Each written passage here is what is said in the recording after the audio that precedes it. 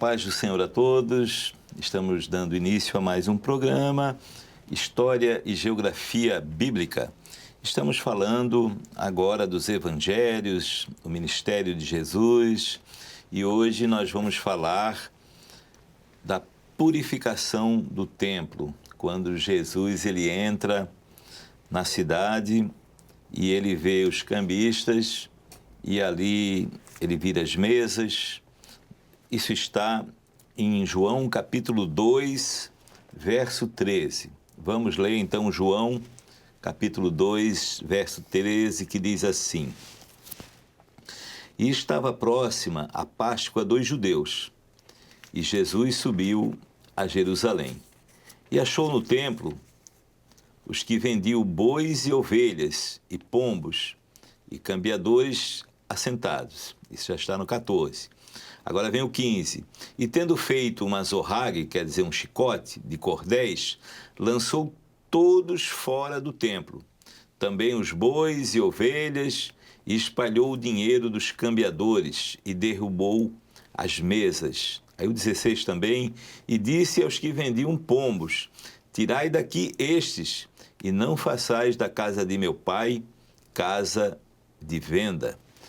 Então, esse é o texto. Jesus purifica o templo. Eu apresento aqui o professor Vinícius, Amém. Que Pai está do Senhor, aqui, Pai do Senhor a todos. e o pastor Eduardo, Pai do Senhor. A paz do Senhor, pastor Ian, Vinícius, a paz do Senhor a todos. Nós vamos olhar aqui o panorama que aconteceu, esse episódio aqui da purificação do templo. Foi quando Jesus ele veio para a festa da Páscoa, ele veio lá da Galileia, e lá já tinha sido profetizado que ele veio para morrer. Foi quando houve aquela profecia, ele estando lá na Galileia, que diz assim: o profeta não pode morrer fora de Jerusalém.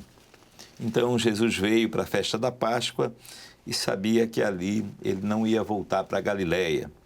Ele já veio pronto para a morte. Festa da Páscoa, ele sobe ali o Monte das Oliveiras, vindo ali de Betânia.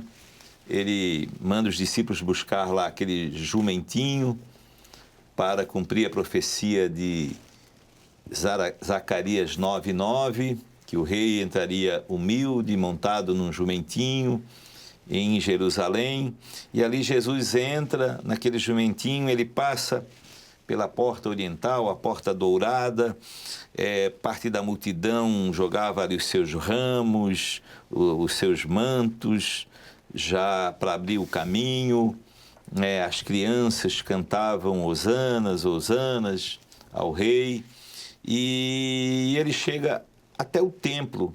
Quando ele chega no templo, então ele vê esse cenário. Os cambistas, isso aqui era o templo, né? Aqui está a Porta Dourada.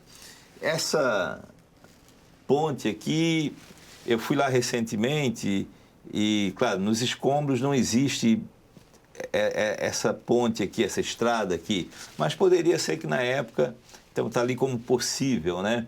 Mas a Porta Dourada era a porta mais próxima da entrada do templo, e foi por essa porta que Jesus ele entra com o jumentinho e ele entra no templo. O que era o templo? O templo não era só isso aqui.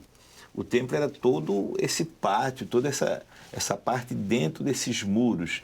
E aqui tinha o pátio dos gentios e o pátio dos gentios. E é nesses pátios que estavam as casinhas ali dos cambistas. E o Senhor então vê dentro dessa região do templo, que era um local de oração, né? Quando lá em Atos diz que os discípulos se reuniam com Jesus unânimes no templo, era nessa região, numa dessas partes aqui dos gentios, que eles se reuniam aqui para orar no templo. Não era aqui dentro, mas sim nessa parte do pátio. Então o Senhor vê aqui os cambistas e ele vira as mesas, uma cena assim, o Senhor, né, não estava bravo ali, fez um chicote virou as mesas, expulsou eles para fora, disse que a casa de meu pai será chamada casa de oração. E então esse é o cenário. Nós vamos voltar a esse assunto, nós vamos falar das moedas, um pouco de moedas, vamos falar um pouco do tributo, mas eu vou passar a palavra ao pastor Eduardo para nos falar um pouco a respeito desse assunto. A purificação do templo no Evangelho de João, ela está colocada no início do ministério do Senhor Jesus. E nos demais livros, como Mateus, Marcos e Lucas, ela está colocada no final do ministério do Senhor Jesus. Apenas no sentido de dirimir dúvidas que surgem àqueles leitores inexperientes que muitas vezes questionam essa diversidade, se há alguma contradição entre esses relatos. Não há. O Evangelho de João é uma narrativa independente de fatos relacionados ao ministério do Senhor Jesus. O objetivo do evangelista João, ao relatar todos esses acontecimentos que estão registrados no seu livro, foi a comprovação da divindade e do papel do Senhor Jesus como o Messias, o Cristo, né, o Filho de Deus. E ele então usa várias narrativas, vários acontecimentos relacionados a essa ação do Senhor Jesus, especialmente em Jerusalém, porque é em Jerusalém que o Senhor Jesus ele se apresenta como o Messias, como Cristo, o seu relacionamento com os sacerdotes, né? E é por isso que o Evangelho de João não é chamado de sinótico, né? Os livros sinóticos, e a palavra sinótico quer dizer vêm juntos, né? Tem o mesmo ponto de vista, que é Mateus, Marcos e Lucas. Então, a narrativa, Mateus, Marcos e Lucas, eles têm uma semelhança de conteúdo maior que 60%. Já João, ele tem 10% de semelhança de conteúdo. 90% do que está relatado no Evangelho de João são relatos originais. Não é? Eis a razão porque a ordem de certos acontecimentos não obedece a um sentido cronológico. Ele simplesmente vai narrando, ele vai descrevendo, dentro da sua lembrança, fatos extraordinários, sinais, como ele bem especifica no seu livro, que comprovam, né, a divindade do Senhor Jesus. Então, do começo ao fim do livro, vemos essa narrativa, vemos essa descrição do Senhor Jesus como o Messias. Eis a razão porque a purificação do templo aparece logo no início, né? Mas ele registra como um acontecimento de que ele tem lembrança e que configura um sinal daquilo que o Senhor Jesus representou para a mensagem, para a pregação da mensagem do Evangelho. Lembramos que existem detalhes que o evangelista João, né, o apóstolo João, registra, que são detalhes assim, extraordinários relacionados à vida do Senhor Jesus. Então, quando ele relata a purificação do templo, ele não está preocupado em si com aquilo que Jesus vai fazer no templo, mas a sua preocupação é apresentar Jesus como o novo templo, né? Quando eles reclamam daquilo que Jesus faz ali, ele é rápido em dizer disseram os judeus, em 46 anos foi edificado este templo e tu levantarás em 3 dias, porque eles, mas por que está fazendo isso? E Jesus disse, derribai este templo e em 3 dias o levantarei. Então, o que João queria mostrar ali é que Jesus era o novo templo, né? Era a nova. Assim como ele mostrou que ele era o Cordeiro de Deus, quando ele mostra João Batista apontando para Jesus, como a escada entre o céu e a terra, o pão de Deus e tantos outros, como a luz, a vida, né? Ele mostra aqui neste episódio Jesus, o novo templo. E está bem claro, né, na palavra, né? O Senhor diz isso, né? Eu vou passar a palavra para o professor Vinícius, mas eu só queria dizer aqui, por que surgiram esses cambistas com as suas casinhas aqui, fazendo o câmbio das moedas, e eles até ampliaram o negócio deles, que é o que o professor Vinícius vai explicar. Primeiro o seguinte, a moeda do templo, depois eu vou falar mais sobre isso, era que o shekel de Tiro. Nós temos uma cópia aqui, essa cópia provavelmente é uma réplica, provavelmente não é original, ela é de prata, nós compramos no antiquário dentro de Jerusalém, a minha esposa ela é colecionadora de moedas, ela faz parte, é membro da Sociedade Brasileira de Numismática, e ela tem uma coleção de moedas, e nós compramos essa moedinha aqui, que é o shekel de Tiro, dentro de Jerusalém, no antiquário lá. E era a moeda que era aceita no templo. Então, esses cambistas surgiram por causa disso. Porque as pessoas que vinham de longe, vinham com denário, com dracma, vinham com moeda da Espanha, de outros lugares, e no templo só aceitavam o shekel. Então, eles traziam moeda até os cambistas trocavam por shekel de Tiro para ser entregue, então, aos sacerdotes, que era a única moeda aceita no templo, e por isso que a moeda de Judas, tudo indica que era o shekel de Tiro. Mas nós vamos contar mais um pouco disso aí, nós vamos voltar a outra tela, e o professor Vinícius vai falar sobre os animais ali, que eram oferecidos em sacrifício, né? Perfeito. Então, nós vamos nos situar em um grande evento no calendário judaico, a festa da Páscoa.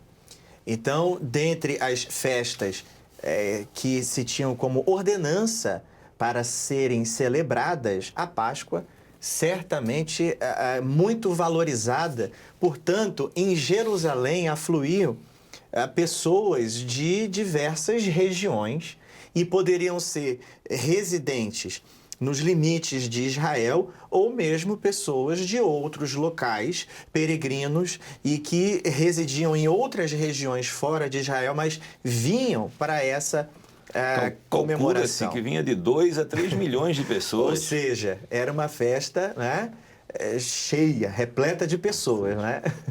Então, com isso, nós temos o templo, é esse aqui, o templo de Herodes, conhecido como o templo de Herodes. Não se fala aqui do templo de Salomão, porque o templo de Salomão foi derrubado na invasão babilônica, e logo depois do regresso do povo do cativeiro, nós temos o segundo templo nos dias de Esdras. Portanto, esse é o templo, digamos assim, o templo é dos dias de Esdras, mas ele foi ampliado e reformado durante esse tempo que nós lemos no texto, 46 anos. Então, nós temos a história caminhando muito, né, unida a esses fatos relatados bíblicos. Então, se trata aqui do segundo templo, após uma expansão e uma reforma, para que Herodes também pudesse conquistar, né, a sua fama com o povo, de certa forma valorizando o culto. Com isso, o Senhor Jesus não fez diferente. Houve a Páscoa, ele vem. Né? Então, diz a Bíblia que ele subiu. Né? Então, o texto que foi lido, né? Ele subiu a Jerusalém. Então, ele sai de Galileia e vem para a Judéia, especialmente Jerusalém. O que ele encontrou? nós vamos ver esses animais que são representativos, né? Temos aqui um quadro anterior em que fica destacado que animais são esses. Portanto, vamos acompanhar aqui no quadro que esses são os animais que são vendidos por aqueles homens. Como o pastor Ian mencionou, o local que eles ocupavam era o pátio dos gentios. Qual era a finalidade desse pátio? A oração das nações. Ou seja, a perda de valores, a perda de referência do que era o culto, a adoração. O Senhor havia, então, ali um pátio para a oração dos gentios. Então, ele foi substituído para um lugar de comércio, de transações comerciais. Portanto, o boi, a ovelha e também pombos, né? Que são animais previstos na lei de Moisés. Agora, cada um com o seu significado, com o seu simbolismo. E nós vamos entender aqui qual era a real substituição, inversão de valores diante do povo em decadência espiritual. Então, o boi ou o novilho, como mencionado em Levítico 4:3, deveria ser sem defeito. E ele era especialmente usado para ofertas coletivas. Ou seja, era um sacrifício que era ofertado para o perdão de muitas pessoas, ou mesmo por alguém que exercia algum cargo hierárquico, porque ele representava o povo. Então, à medida que ele ofertava, não é, o animal para o sacrifício, o povo também recebia esse efeito. Agora, o que é mais importante é que essa oferta coletiva não perceberam que Jesus estava ali. E ele foi a oferta pelo Senhor. Porque Deus amou o mundo de tal maneira que deu o seu Filho. Essa foi a oferta de Deus Pai. Ou seja, enquanto profeticamente nós temos um elemento do culto do Velho Testamento que apontava para esse sacrifício cabal e para a remissão plena de pecados, o povo não entendeu isso. E agora, nós temos um segundo animal, uma ovelha, um cordeiro. Conforme Levítico 4:32, era uma cordeira fêmea e sem defeito. Agora, interessante, enquanto o boi era um sacrifício coletivo, tinha um efeito coletivo, a ovelha não, era individual. Então, cada um ali ofertava a sua novilha, ou melhor, a sua ovelha, para perdão do seu pecado. E nós vemos isso, que João Batista, ele vai dizer, eis aí o Cordeiro de Deus, que tira o pecado do mundo. Mas ele vai dizer assim, e todos quantos o receberam, versos antes, deu-lhes o poder de serem feitos filhos de Deus. Ou seja, Jesus é o Cordeiro que morreu pelo meu pecado. Então, mais uma substituição de valores espirituais por valores materiais.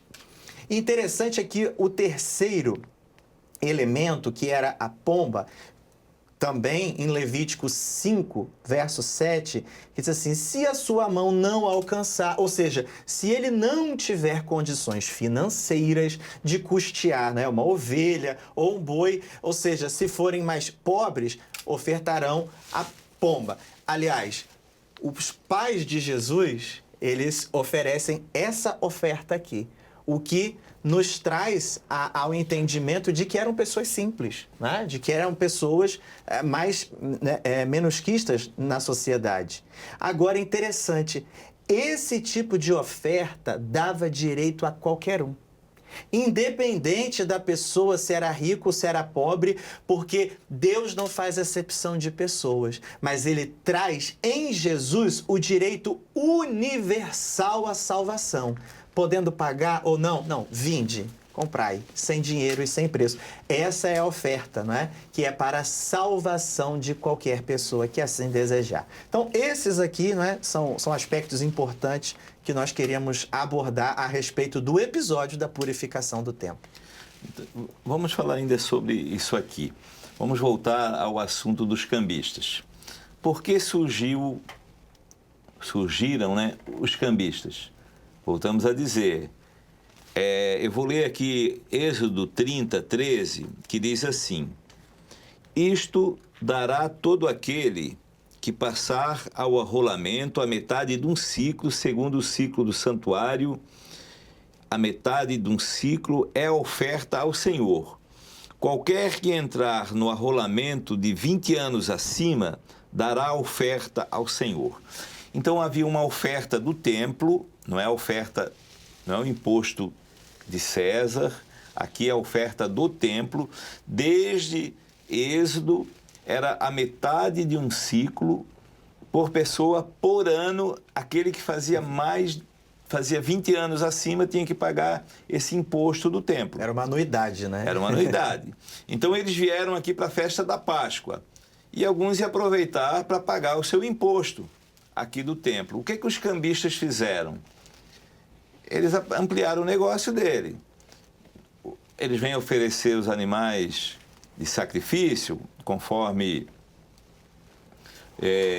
o professor Vinícius falou, né, os mais ricos, um boi, o coletivo, o de classe média, o cordeiro, os classes mais simples, o pombo, ou um pássaro, uma ave. Então, eles aproveitaram o seguinte: nós vamos ampliar o nosso negócio, não vamos só trocar as moedas, nós vamos vender os animais. Vai que morreu algum animal no caminho, vai que alguém venceu um animal, nós vamos ter aqui o animal para vender. Mas isso fugiu daquilo que era o propósito, a pessoa cuidar um ano do seu cordeirinho, sem mácula, né? Agora não precisava cuidar, ele vinha de qualquer jeito, vou comprar dos cambistas. Então se tornou um negócio. Isso é a mesma coisa com uma pessoa assim, que não se preocupa com a sua vida. Isso vale para nós hoje. A gente não se preocupar com a nossa vida, viver de qualquer jeito, aí lá no culto, agora aqui, Senhor, me abençoa, vou ali fazer um negócio com o Senhor, achando que é um negócio, vai me aceitar de qualquer jeito. Não tem ali essa questão do zelo, do cuidado de uma vida transformada diante do Senhor. Mas eu queria voltar aqui agora à moeda. Pode botar a última, a parte da moeda ali, o desenho da moeda, essa moeda. Essa moeda aqui é o ciclo de prata da cidade de Tiro. Era a principal moeda usada para pagar o imposto do templo. Ou seja, os sacerdotes, eles só aceitavam essa moeda. Por quê? Porque ela tinha um grau de pureza. Eles alegavam que era porque tinha um grau de pureza maior do que as outras moedas, né? Parece que 94% de pureza. E não tinha ali a cara dos Césares, né? Não tinha ali o Tibério César, não tinha nenhum César, e até alegava que não tinha idolatria. Mas essa carinha que está aí, alguns alegam que era a cara do prefeito de Tiro, e outros alegam que era de um deus lá chamado Melcartes. Então, de qualquer forma, eles fizeram um ajeitamento que eles só aceitavam essa moeda e alegaram pela pureza da prata, né? Essa moeda, essa moedinha aqui, ó, então nós vemos assim, o tamanho de uma moeda de R$1, um pouquinho maior. Ela tinha 13 gramas de prata.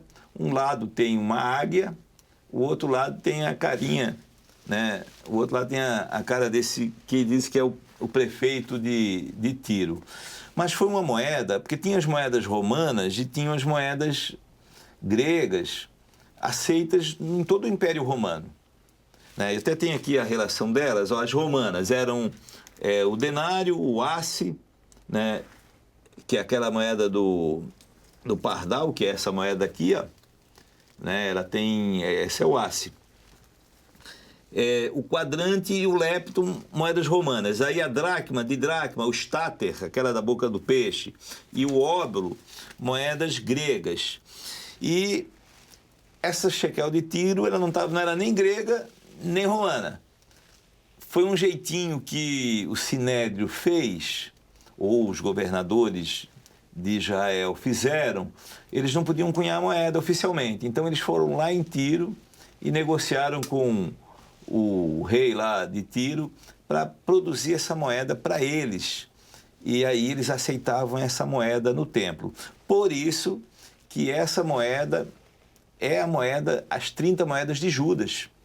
Porque foi com o Sinédrio que Judas negociou ali entregar o Senhor Jesus. Eles deram 30 moedas de prata. Então, era 30 moedas. Aqui nós temos o denário. E a dracma. Aqui o denário com a carinha do César. Essa moeda aqui, a prata e o denário, tinham o mesmo valor. Uma grega, a dracma, e uma romana, o denário, que tem a carinha do César aqui, ó. E precisaria 4 dessa para dar uma dessa, ou 4 dessa para dar uma dessa. E o imposto, essa aqui valia 2 impostos, porque como ela valia 4, o imposto era 2 denários, a metade de um ciclo era 2 denários, então 2 denários por pessoa.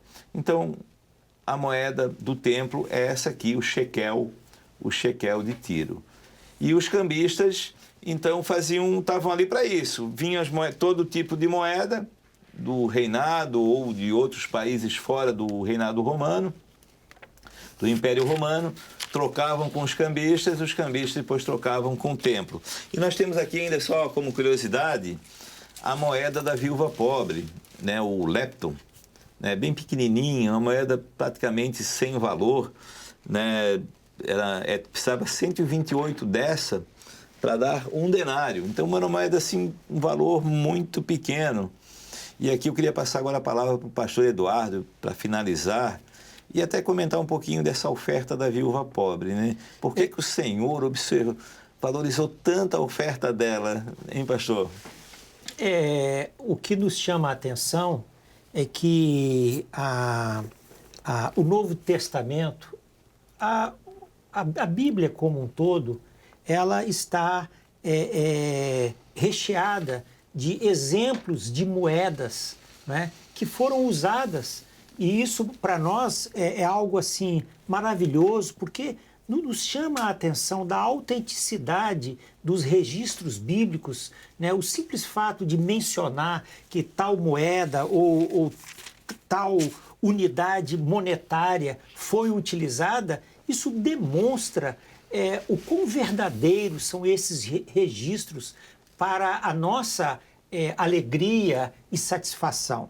Mas o fato é o seguinte, por exemplo, no episódio da oferta da viúva pobre, a moeda que ela entregou era a de mais baixo valor que se podia mensurar. No entanto, foi a que Deus mais valorizou, a que o Senhor Jesus mais valorizou. Isso nos chama a atenção para um pequeno detalhe. Deus não está preocupado com quantidade, Sim. Deus está preocupado com qualidade. Eu faço muito para Deus. Tudo bem, mas qual é a qualidade daquilo que você faz para Deus? Aquilo que você faz é por obrigação? É por forçosidade? É por constrangimento? Ou aquilo que você faz é fruto da sua gratidão a Deus? É resultado da sua adoração pessoal ao Senhor? Isso faz toda a diferença. Por que nós estamos citando a viúva pobre? Porque o Senhor usou chicote para expulsar os cambistas e aqueles que faziam negócio dentro do templo. Mas a viúva pobre, que foi lá dar o seu imposto, o Senhor valorizou. E olha só, 2 moedinhas, ela deu 2 moedas. Vamos ver o coração dessa senhora, né?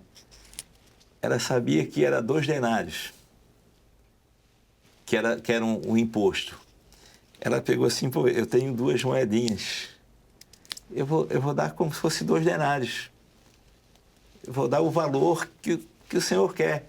E deu as 2 moedinhas. E o Senhor Jesus estava vendo aquilo ali. O Senhor estava vendo e disse, ela deu tudo que ela tinha, né? E aquilo tocou no Senhor. Então, como o pastor Eduardo falou muito bem, né? Não é quantidade. É qualidade. É qualidade. Ela deu do seu coração, querendo ser fiel. Ela queria ser fiel, né? E foi lá e colocou as suas moedinhas, e o Senhor aceitou. E não aceitou esse câmbio, esses animais, podia ser um novilho, o animal mais caro, mas foi negociado e feito de uma forma errada. Não agradou o Senhor, chateou o Senhor, ficou irado, né? Usou o chicote.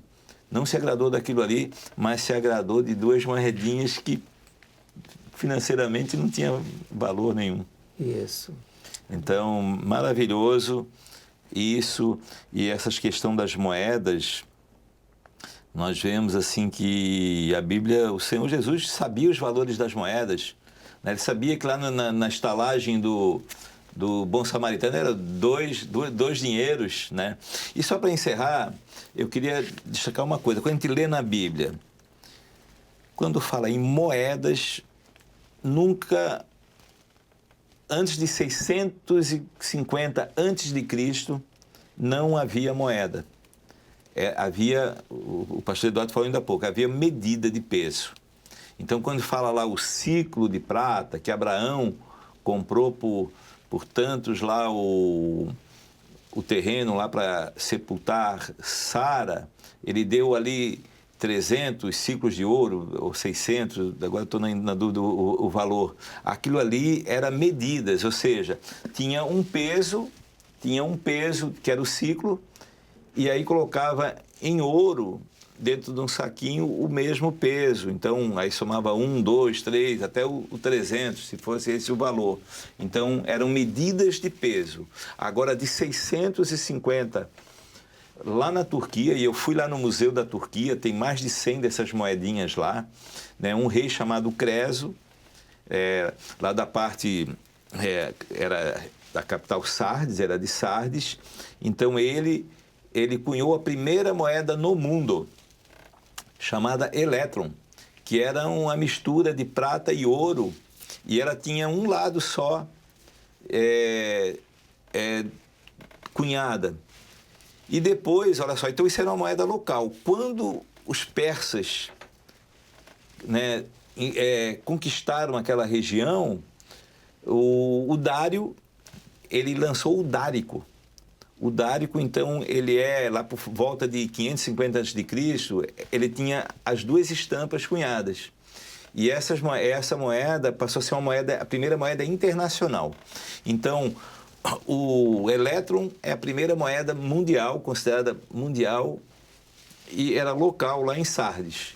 E o dárico, a primeira moeda internacional. Depois, os gregos lá, greco-macedônio, Alexandre o Grande, conquistaram, daí já veio a dracma e todas essas moedas, e depois o Império Romano também começou a usar as moedas.